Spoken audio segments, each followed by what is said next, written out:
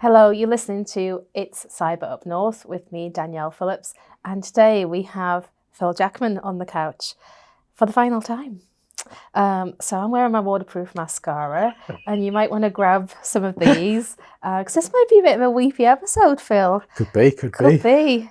So the idea of today is to have a chat. You know, you just said it before. We spend a lot of time being together, but do we actually have a chance to have a proper conversation and to really reflect on your time at CyberNorth, and indeed not just at CyberNorth, but your work in life, Phil? Indeed. It's about to come to an end. You're going to retire. How does that feel? I'm really looking forward to it now. I wasn't a few months ago, perhaps a year ago. I thought of it a lot of trepidation, and I actually got some help with Beth to help me through this process, to think about what life would be like after retirement. I think often if you've worked for 40 odd years, you feel like that's it. You're defined by what you do. And the truth is that there is a life beyond that. And I've realized that I'm looking forward to it now. I'm going to miss you guys and get an awful FOMO with some of the things that are going on, but it's time to move on. It is. And while we're very disappointed for ourselves, we're very happy for you. Good, so thank you. I think, we won't shout at you too much on your last day in a couple of weeks' time. So let's go back to the beginning then. So you had this big career as an IT leader, and then you retired, or you thought you were going to retire, and then you got a tap on the shoulder from Dynamo, who suggested that you might want to start a cluster in cybersecurity. Talk to us about that, what that was about. Yeah, so I left Durham. I got the opportunity to take early retirement. I always knew that I wasn't going to retire that day. In fact, somebody rang me on the way home saying, "Do you want a job?" And so I thought it was a portent of the things that were going to come. But Accenture approached Dynamo saying they had some money and they wanted to build a cybersecurity cluster and host what they called a marquee event. Well, here we are 8 years later, hundreds of events, big cybersecurity cluster, and that's great. So really speaking to Charlie at Dynamo and the team there and the team at Accenture, just come to agreement what it was that we're going to do, and they gave us the nod, and that was off. It took me some while to get my head around what creating a cyber cluster actually was. So you hadn't done a cluster before? No, but I think my style of management, my style of leadership lent me quite well to it, in that I've always been a collaborator. I've always tried to get people to work together. In fact, I still think that the future of work within the Northeast is around collaboration. I think if we're going to compete, we should compete as a unit rather than individual organisations trying to compete together. Yeah. And so I think putting me in that place, the reputation I had, helped. Also, working in the public sector helps you enormously, trying to build collaboration, build consortium, persuading people to come onto your side, yeah. And having patience. Infinite patience. And you excel at that. So you'd been an IT director. Was cyber a passion of yours when you were doing that role? Not particularly, I would say. It was. We had a strong cyber team in Durham. It was becoming more of an issue. We would have literally millions of attempted hacks onto the ports on a weekly basis. Something like 7.5 million. So we're conscious of that, and conscious of the arms race of trying to keep on top of it. But it wasn't a specific interest of mine. My interest has always been building teams, getting people to believe in themselves, seeing people achieve things that they never thought they could do. That's been my real interest. And working in a technical team, that's been fascinating. Because they're not always the easiest of people to get on with, and loads of them are watching this. Yes, right? I hope so. But no, they're quite rightly, they're usually very intelligent people. They're highly committed to what they're doing.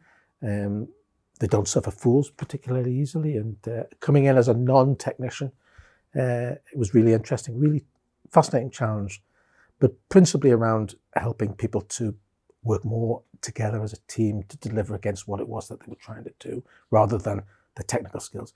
I accept right from the start, look, I am not technically qualified to compete with you. I can understand whether they're pulling my leg or not, but really, I think we were very successful. Did some things that I just never thought we would do. So what is it precisely that you have, I guess, enjoyed about this job and about building this cluster over the past, what are we on now, 8 years? Yep, that's right.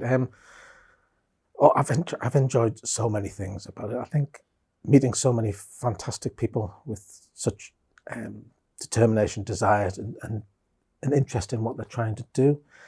Passionate about the Northeast, getting those involved, opening doors that I never thought I could get to, particularly around central government and some of the local government stuff, and going to places that I just never imagined. But also, I think seeing the gradual belief grow in what it is that we're trying to do, and some of the things that people have done for us, for me, over the last few years, like people coming off the holiday to come and talk to us at one of the Innovation Centre events, driving halfway across the country for half an hour, driving all the way back, and just for nothing, just for the purpose of being part of what it is that we're doing. These kind of things you just can't replicate. So we just had a board meeting before we were recording this session, and we referred to that as the Jackman effect. And that is when Phil asks you to do something, when Phil picks up the phone or asks you to do something, you do it. And you do it because you want to give back to you, because you've given so much to this region and so many of the people in this region. When I talk about, I go in and say, I'm from CyberNorth, the first thing they say is, oh, that's Phil Jackman, isn't it? He runs that. And you're just synonymous with who we are as an organisation, but also with collaboration, connectivity.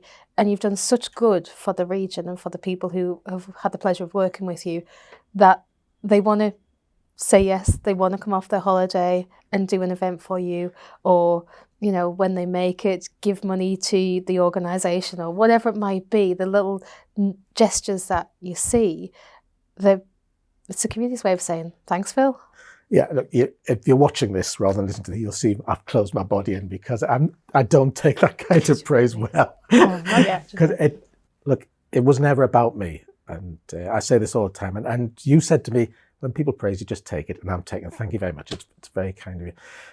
But it's been so exciting to create a different kind of organisation, a community interest company, which at the time had no assets, no employees, no products, but to build a belief system around that. And I think that the relationship with UKC3, for example, UK Cyber Cluster Collaboration, the relationship with DCIT has been fantastic. And it's just been a really exciting and mentally stimulating and challenging challenge, yeah. Has it all been a bed of roses, or has it been challenging at times? It's been a bed of roses, but just without the flowers. It's been the thorns. The first 5 years, I was trying to do this on myself. Impossible job to do this by yourself. And when you came along, the rest of the team, it's just grown like topsy. So, look, just grown like topsy. Yeah. Do you want to explain that to anyone who doesn't know? If I knew what it meant, it's just one of those expressions that my grandmother used to say, along with many others. Flourished. Yes, absolutely. Yeah. It's grown exponentially. And sorry, I think I've put my finger over the microphone there. So it's been really exciting having to get the team on and seeing us go to places that I would never dreamt of. And yeah. So you've talked a little bit about this already, about this FOMO, this fear of missing out. That must be really hard, actually, taking the business to a point and then stepping away. What is it you think you're going to miss out on? Well, first of all, before I answer that question, I think just take us back. It's taken us about 2 years to get this. It probably took me a lot longer before that to persuade you, to get you in the position. I think what we have done, transferring a business from one person to the other, has been as good as it could possibly have been. Over the last year, I've taken more of a back step. You've become CEO, and it's just worked perfectly. In fact, I think there's a business opportunity here to describe to people how to do this. So that's great. Not many people have 2 years for a transition, absolutely. So we've been quite lucky. Well, not many people allow themselves 2 years, but they should. They should be thinking about it now, what they're going to do, and how you're going to exit this job. What it is that you want to do, how are you going to leave it? That's actually a really interesting point to pick up on, because when we think about retirement planning, we think about pensions, right? We think about saving, but we don't necessarily think about how do we exit the role of the business. And maybe if we own the business, we think about that a bit more. But what have you learned during the past couple of years when you've been seriously thinking, right, it's time to, hang up the keyboard and, move on to the next phase? Yeah, so we're now 2 questions ahead, aren't we? That's the last one. Sorry, I'll come back to the other one. No, what I think I've learned is that if you're going to let go, you have to let go. It's a bit like your children when they go to college or something, they're growing up, they're mature. They're different people. than not you. And working with you has been great, but you do some things differently, some things in the way that I wouldn't have done, and vice versa. And rather than getting on your nerves, you say, okay, that's part of the journey that we're going on, and respect the way that Danielle wants to do these things. That's her role now, and support you. That must be really hard, though. That must be really hard to do that. It's your baby. It's been your baby. Yeah, but it was never about me. Okay. No, it was about creating something that would survive, sustainable, and I think we're on that plan. We've provided a good foundation to move the business forward, and that takes me nicely onto my FOMO stuff.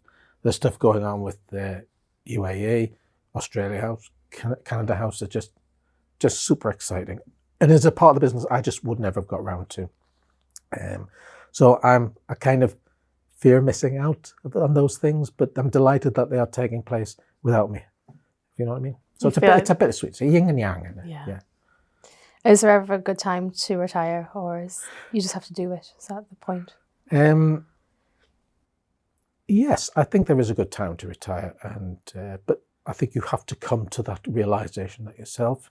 It's not the end of the world. It's the start of something new, and I'm really looking forward to it now.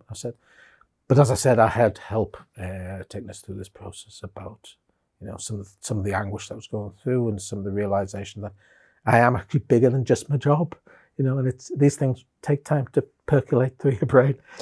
Absolutely. So what is it you're going to be doing? That's going to be filling your time away from us? Well, that's a funny question, because people say to me, what are you going to do? And I say, I'm not going to do anything. I'm just going to be. That's a great answer. I'm just going to be the father, the grandfather, or grandpa as it is. I'm going to be myself. I'm going to do the things that I like to do and see how it comes. I'm not planning on doing any paid work or that. I'll keep on with some of the mentoring I think I'm doing.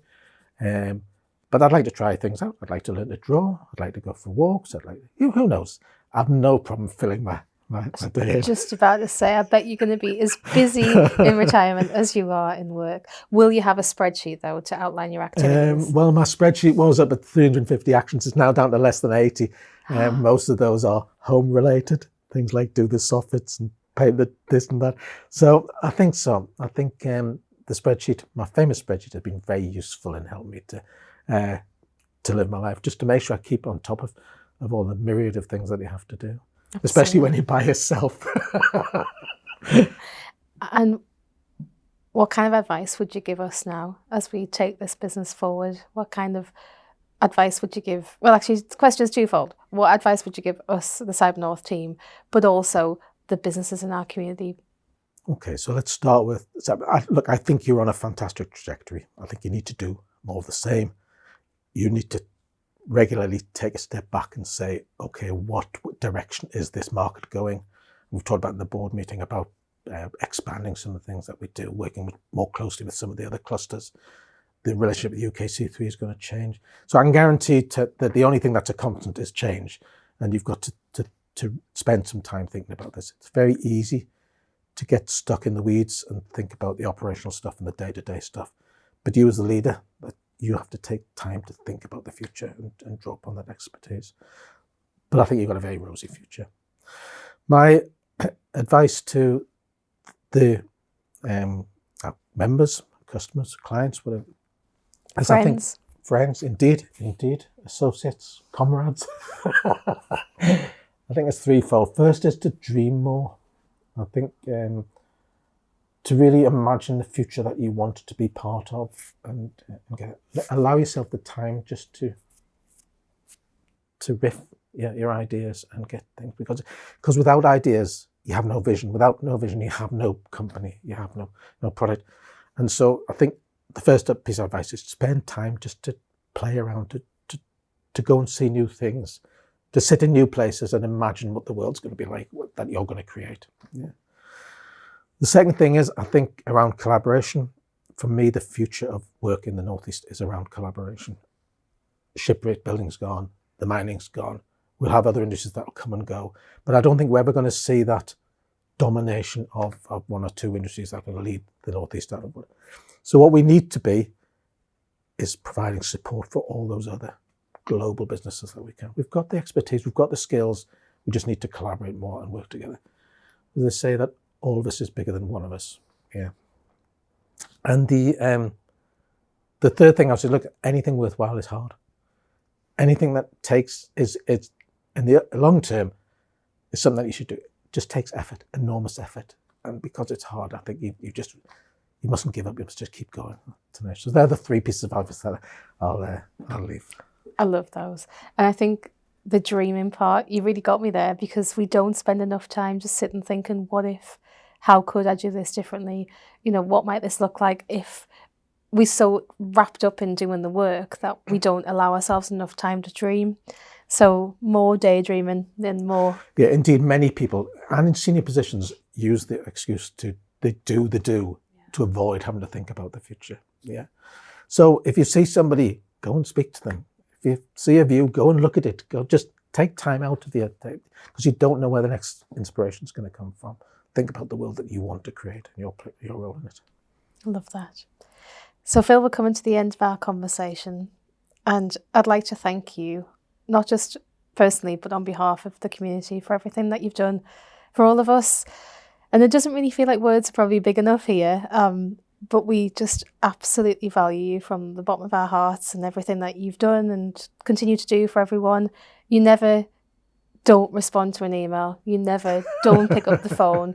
You're always there whenever anyone needs you, whether that's advice on, you know, where do they find a new member of staff, how they're going to access some funding, how do they make a fabulous spreadsheet, whatever it is, you're always there.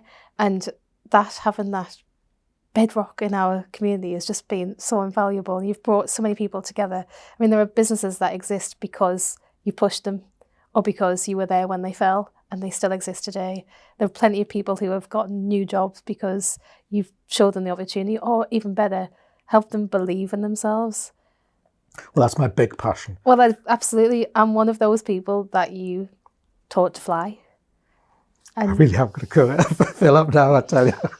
And it's like, I remember sitting with you a couple of years ago, and you said all the lovely things that you said, but the way that you believed in what I could do and what I can do was much greater than the belief I had in myself. And well, Danielle, thank you very much for that. I don't think there's anything that you couldn't do if you put your mind to it. But yes, I think, look, if you can touch someone's life throughout your own, then it's been worthwhile. And I think I can prove that I've done that. I think it's very worthwhile, Phil. Absolutely. Absolutely. Come here, bring it in. Thank you very much. Happy retirement. Thank you. I think that's a nice close to It's CyberNorth for this episode. So if you are feeling a bit weepy, then let it all go. Phil is still around. He's still going to be on LinkedIn probably 25 times a day. So please keep in touch. I'm sure you'd like that, wouldn't you? Like to see how everyone's getting on and keep in touch with everyone. And yeah. And a huge thanks to everybody who's been involved in this. As I always say, this is your community. Be part of it. And thank you to everybody.